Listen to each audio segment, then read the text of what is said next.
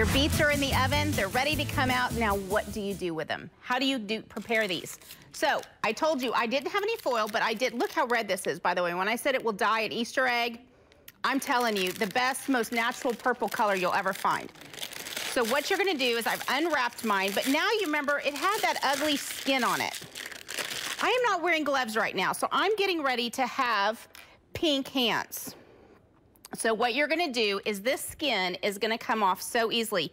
These are no longer warm, but if they come out of the oven and they're just warm, the skin will slide right off. I mean, just literally, it's just like a slipping their bathing suit off. It's that simple.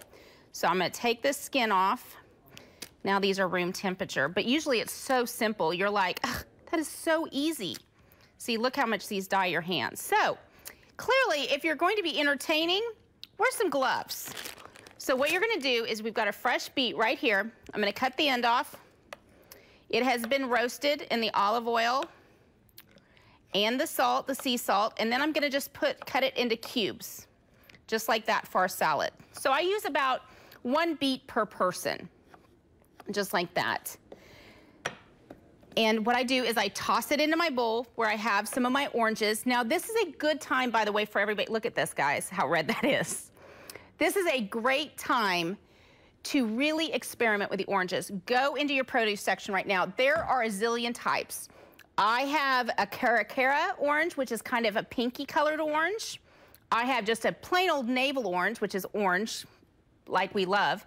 And this one is going to be a blood orange. A blood orange, just like it sounds, is red. And all these oranges have a little bit different flavor and taste. They're still in the orange family, so they're gonna taste, you know, like an orange, yet kind of like a hybrid.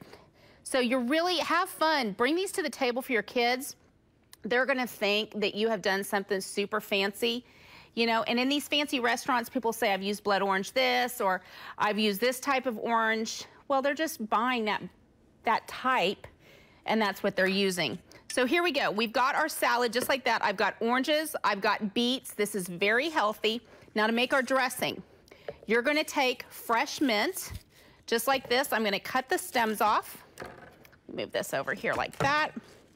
We're gonna do a rough chop, just like that. We're gonna put this into a cup. We're gonna add a little salt.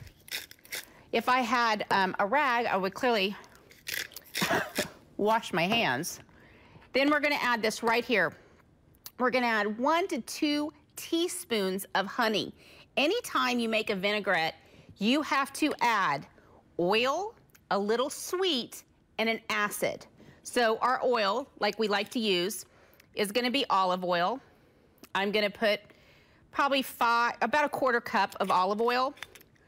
And then I'm gonna take the juice of a navel orange. If you want it to be pink, guess what? Use a blood orange, and then you would have a blood orange vinaigrette. Just like that. And let me grab a fork right here. We're gonna stir that up. And this is actually gonna be a dressing that's not gonna be really, really juicy. It's gonna be more of like a glaze, you might say.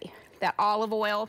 If you want it to be emulsified more, you're gonna go ahead and add a little bit of Dijon mustard.